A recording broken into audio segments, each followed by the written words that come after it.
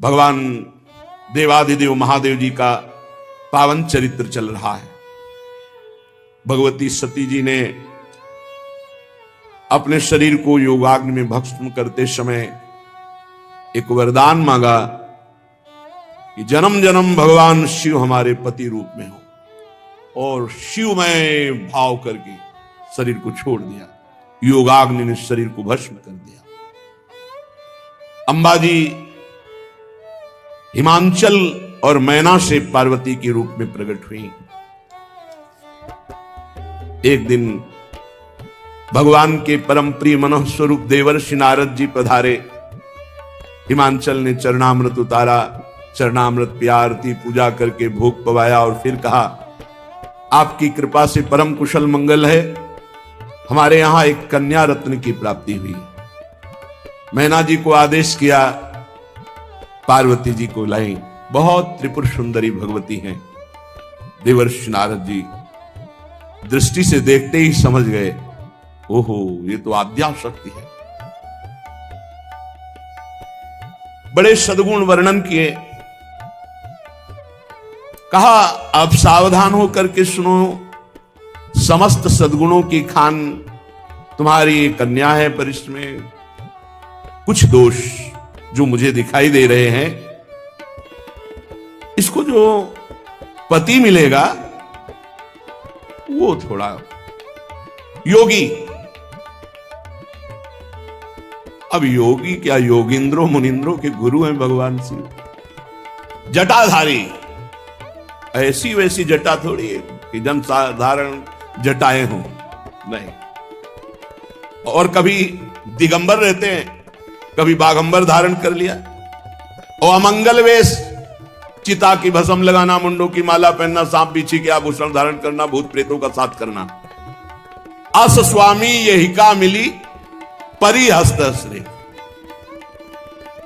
माता जी तो प्रसन्न हो गई सुन करके कि भगवान हमारे प्राण प्रीतम शिव का इस हमारी रेखा में लिखा हुआ है पति रूप में वर्ण करना। लेकिन मैना, हिमवान सखियां सब शोक अश्रु विमोचन करने लगी। आनंद अश्रु मैया के, पार्वती जी के आंखों से, और शोक अश्रु मैना, हिमांचल और सच।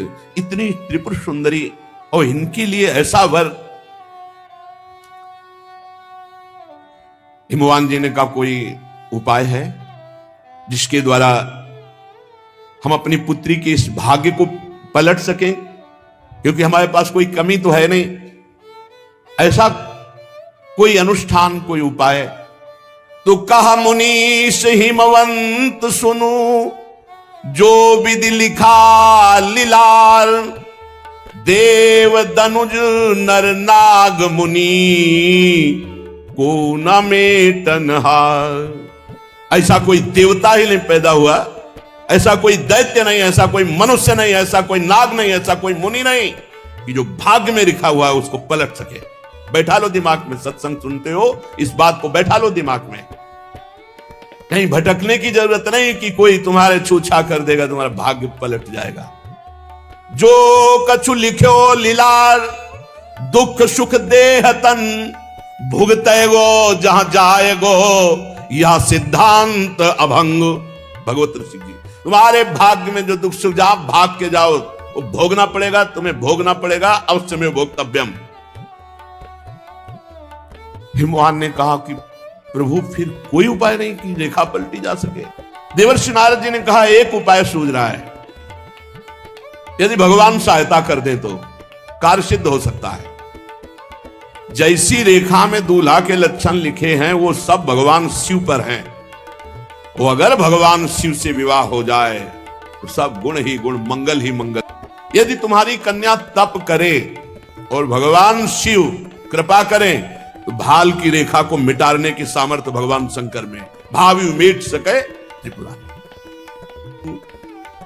भगवान श्री हरि का स्मरण करते हुए नारायण नारायण नारायण, और पार्वती जी को आशीष दिया और कहा, पर्वतराज हिमवान, आप तुम निश्चिंत हो जाओ, इसका परम मंगल होगा।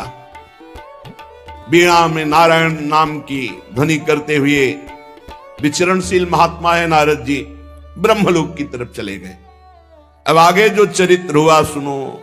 उनके जाते ही मैना ने हिमवान जी से कहा, मैं मुनि के वचनों का अर्थ नहीं समझ पाई।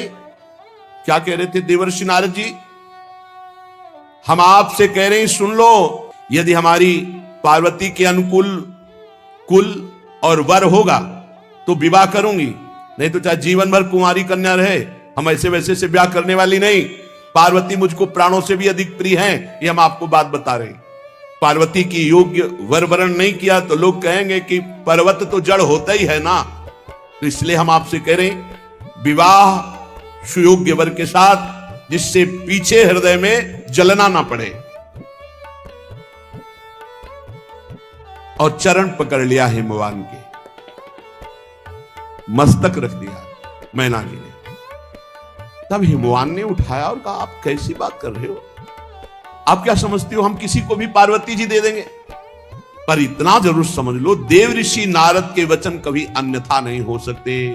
अपने प्रीतम हिमवान से एकांत वार्ता करके मैना जी पार्वती जी के समीप गई और बड़ा दुलार करके गोद में बैठाला। भी नौ किशोर अवस्था की तरफ माता जी का पदार्पण हो रहा है। बार बार हृदय से लगा रही, माथा चूम रही, गला भराया। पार्वती जी सर्वज्ञ हैं। माता जी के मन की बात जान करके बोली कि मैं जान रही हूं आप जो बोलना चाहती हैं, आप प्रेम विवशतावश बोल नहीं पा रही। माता जी ने बहुत प्रकार से समझाया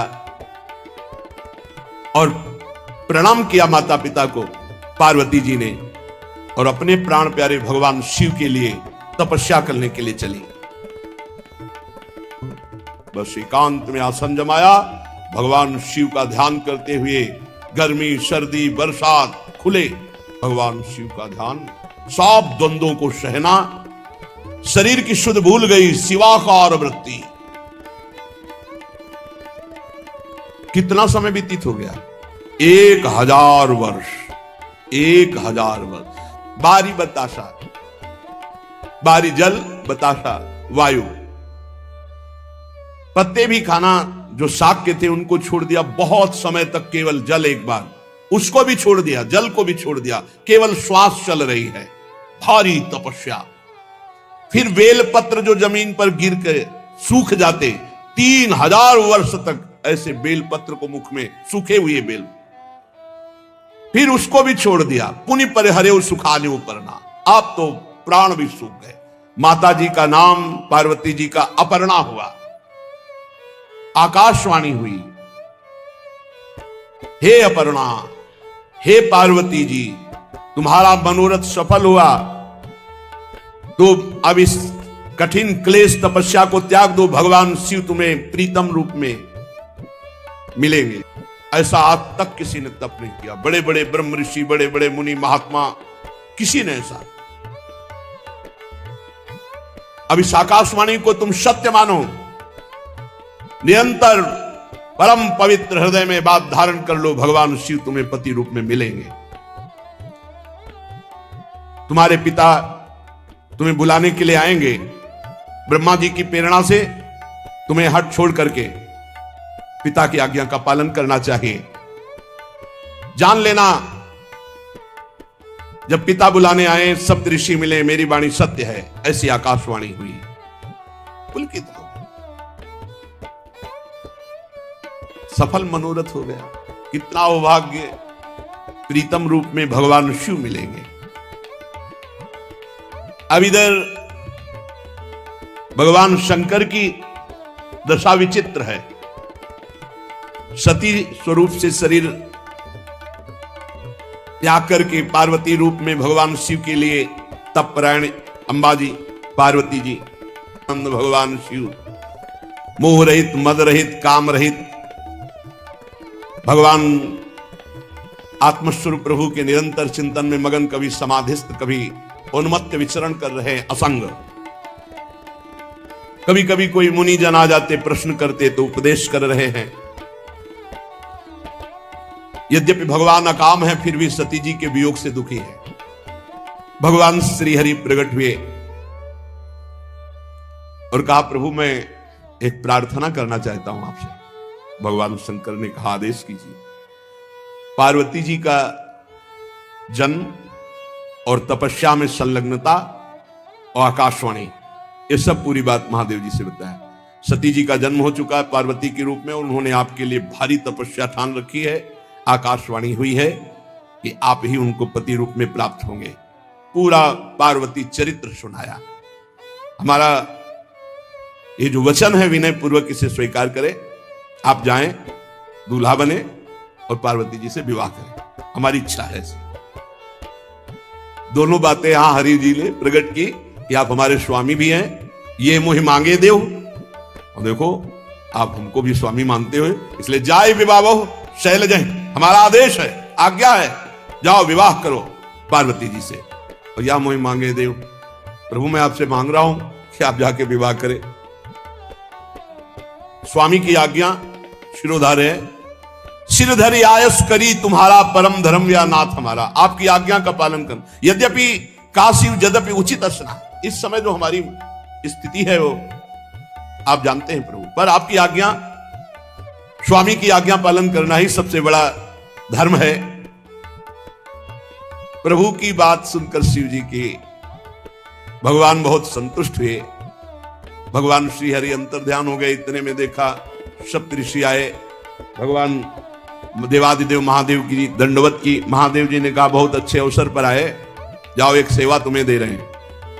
तुम पार्वती जी तप कर रही हैं मेरे लिए, तुम उनकी प्रेम परीक्षा लो और फिर परीक्षा में पास हो जाने पर हिमवान को प्रेरित करके उनको घर वापस करो, पार्वती जी का संदेह दूर कर दो, जाओ। प्रणाम किया। सप्तऋषि आज्ञा का पालन करते हुए पार्वती जी के पास पहुंचे। देखा मानो मूर्तिमान तपस्या बैठी, वैसे भगवान शिव के ध्यान में मग्न अंबा। ऋषि जन गए तो सोचा माता जी आंख कैसे खोलेंगी। नमः पार्वती पते हर हर हर महादेव। माता जी आंख खोला, क्योंकि प्रीतम का नाम ही आंख खुलवा सकता। सप्तऋषियों को देखा, आदर दिया, आओ विराजो। सप्तऋषियों ने कहा बस ऐसे ही जा रहे थे, देखा आप तपस्या में संलग्न हो। इतनी कठोर तपस्या तो भूतो न भविष्यति, पर आप चाहती क्या हैं? तुम हमारा अविवेक देखकर हंस दोगे, क्योंकि मैं भगवान शिव को अपने सुहाग रूप में धारण करना चाहती हूं।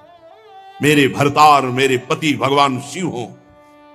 मानो मैं बिना पंखों के आकाश में उड़ना चाहती हूं। मेरी सामर्थ्य तो ऐसी नहीं, और मेरी चाह है, मेरा हठ है कि मैं भगवान शिव को अपने पति के रूप में प्राप्त करना चाहता।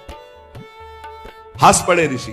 नारद का जिसने जिसने उपदेश सुना घर छोड़ करके बर्बाद हो गया।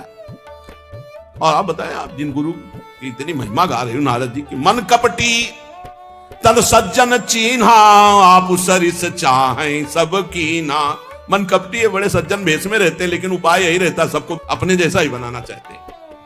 नारद जी की बात तो करेगा। आज तक किसी का घर नहीं बसा, सब चौपट हुआ जिसने जिसने उनका उपदेश सुना। और आप भी कैसा पति चाह रहे हो नारद जी के उपदेश से? उदासीन, किसी से मतलब है नहीं, गुणहीन, कोई गुण है नहीं, क्योंकि गुणातीत है, लज्जा का प्रवेश ही नहीं। और आपको बता दें, कुबेश, बड़ा ही कुबेश धारण करने वाले,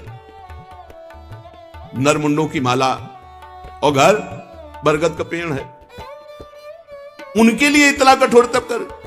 और आप ऐसे के लिए सुनो, हम बात करके आ रहे हैं। वैकुंठाधिपति वेद जिनके नेति नेति करके गुण गाते हैं, साफ सद्गुणों की रास लक्ष्मी जी जिनके चरण चापती रहती हैं, हम बात करके आ रहे हैं। ऐसे प्रभु से आपका ब्याह करा देंगे। छोड़ो तपस्या और तैयारी करो ब्याह की, हम तो बात कर ही आए हैं। माता जी बहुत हंसते हुए कहा, अच्छा अच्छा, सत्य कहो गिरिश तनु एहा। सत्य सत्य कहा कि पहाड़ से, पर्वत से, जड़ पर्वत से हमारी उत्पत्ति हुई है। तो आपको यह भी पता होना चाहिए कि पर्वत को कोई डिगा नहीं सकता। चाहे जितना बड़ा तूफान आ जाए तो हठ न छूटे बरु देहा। हम पर्वत से उत्पन्न हुई, हमारा हठ नहीं छूटेगा, भले शरीर छूट जाए। आपको पता होना चाहिए कि पर्वत से ही स्वर्ण की खानें पैदा होती है, और स्वर्ण को जितना जलाया जाता है उतना ही वो तेज प्रकाशित करता है। तुम जितना हमारे विपरीत बोलोगे उतने हमारी निष्ठा और पक्की होगी। आपने नारद जी के प्रति, हमारे गुरुदेव के प्रति ऐसा कहा, क्यों कपटी हैं? तो आप सुन लीजिए, मैं अपने गुरुदेव नारद जी के वचन नहीं छोड़ सकती, चाहे भवन बसे, चाहे उजड़ जाए, आज ही सब नष्ट हो जाए, इसकी मुझे कोई परवाह नहीं। जिसको अपने गुरुदेव के वचनों पर विश्वास नहीं, उसे कभी भी सुख और सिद्धि की प्राप्ति नहीं हो सकती। माना कि महादेव जी समस्त अवगुण भवन है, भगवान विष्णु समस्त सद्गुणों की खान है, पर तुम्हें पता होना चाहिए सप्तऋषियों, जिससे मन जिसका रम जाता है उसको उसी से काम होता है। मेरी तो मैं करोड़ जन्म की बात कहती हूं, हर बार जन्म लूंगी और तपस्या करूंगी और पति रूप में भगवान देवादिदेव महादेव को प्राप्त करूंगी। अपने गुरुदेव नारद के उपदेश को नहीं छोड़ सकती, चाहे भगवान इष्ट शिव जी आकर सैकड़ों बार मुझे समझाएं तो भी नहीं मान सकती। सप्तऋषि साष्टांग दंडवत हो गए क्योंकि वो आए ही थे परीक्षा ले। और हिमवान से कहा जाकर के, पार्वती जी की तपस्या पूर्ण हुई, भगवान शंकर वर रूप में मिलेंगे, जाओ उनको लेवा लाओ। और भगवान शंकर के पास जाके कहा, प्रभु बिल्कुल अनन्य आपकी है, किंचन मात्र कहीं अन्य कोई गुंजाइश ही नहीं है। अब देवताओं ने सब समाचार सुना, सीधे बैकुंठ पहुंचे, ब्रह्मा जी को ब्रह्मलोक से बैकुंठ से हरि को, और कहा प्रभु तुरंत कैलाश चलो, दोबारा समाधि न लगने पावे, क्योंकि फिर वो अपने मन को समाधि में लगा लेंगे। विवाह की बात तुरंत रख दो चल के, अब समय मत दो। सब गए और बोले हम तो सब बाराती बनने के लिए बिल्कुल तैयार है, दूल्हा बन जाओ आप, और विवाह अब समय नहीं देंगे आपको समाधि का। प्रभु पार्वती ने अपार तपस्या की आपकी प्राप्ति के लिए, अब अंगीकार कीजिए। भगवान शिव मुस्कुराए। ब्रह्मा जी ने कहा, दुंदुभी बजना शुरू हो गई, जय हो। ब्रह्मा जी ने कहा सब तैयारी करो, बारात की तैयारी करो, क्योंकि इनके पास तैयार होने के लिए कोई व्यवस्था थोड़ी, सब तैयारी करो। नगाड़े बजने लगे, जय हो जय हो। भगवान शंकर ने कहा कि सप्तऋषियों ने हमें बताया था पार्वती जी के प्रेम को, तो ब्रह्मा जी ने कहा हमने उनको घर भेज दिया है, और हमने सूचना भी कि विवाह की तैयारी करो। वहां तो तैयारी पहले से शुरू है, अब आप तैयारी कर लो। ब्रह्मा जी ने कहा देरी की बात नहीं है, लगन इधर लगन। मंगल कलश हिमवान के दरवाजे पर, तो कैलाश में क्या मंगल कलश, सुमन वृष्टि हो रही है। ब्रह्मा जी ने कहा देखो दूल्हा रहोगे आप, पर आगे नहीं रहोगे, सबसे पीछे तुम्हारी बारात रहेगी, सबसे पीछे भगवान शंकर। अब अपने अपने सब वही कैलाश में श्रृंगार हो रहा है, भगवान विष्णु की अलग, ब्रह्मा जी की अलग, देवराज इंद्र की अलग, वायु देवता की अलग, वरुण देवता की अलग। भगवान शंकर ने हुंकारा भरा के आ जाओ भाई हमारे पार्षद, हमारी भी तो बारात है, तो आओ सब हमें श्रृंगार करो। दूल्हा का श्रृंगार हो रहा है। दूल्हा कौन है बस यही ध्यान रखना है, देवादिदेव महादेव। तो अब इनका श्रृंगार कैसा होगा, इनकी बारात कैसी होगी, आज कर लेने दो श्रृंगार, कल विवाह करते। श्री राधा वल्लभ।